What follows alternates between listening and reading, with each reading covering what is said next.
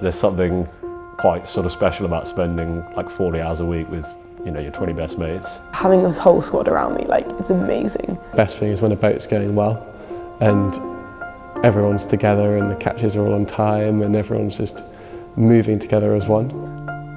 You know, sometimes when the boat's moving nice and it's got a really good feel to it, and that's when it's sort of pleasurable as a sport. But soon the pain will kick in.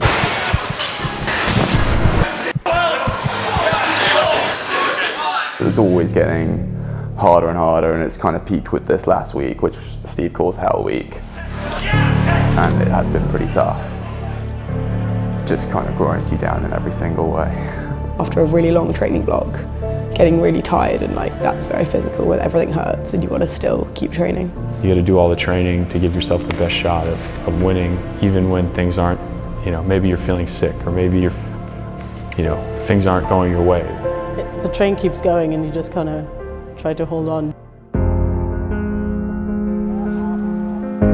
Trial 8 is our first experience to actually row down the championship course. So for a lot of us, we've never done the full thing before. I mean, we've done Fours Head, but it's in the opposite direction and it's not side by side, so you don't have that competitive match racing. It's when you see what the new guys can bring to the squad. You see them in a boat race condition and, you know, being up close and seeing exactly how they handle those situations.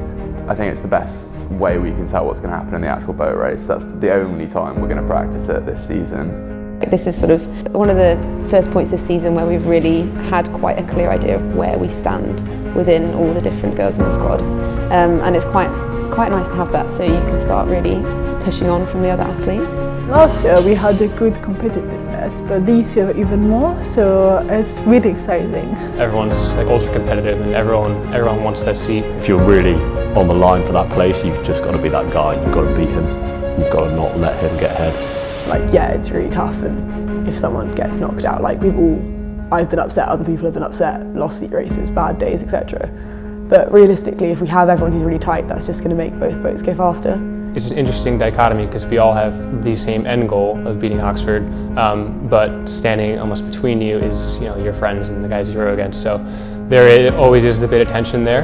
You know, good friendships are forged in tough times, and nothing does that like, you know, the boat race. And yeah, like, it's worth doing all the training just because you have to see your friends. I don't think we'd be as close if we weren't rowing.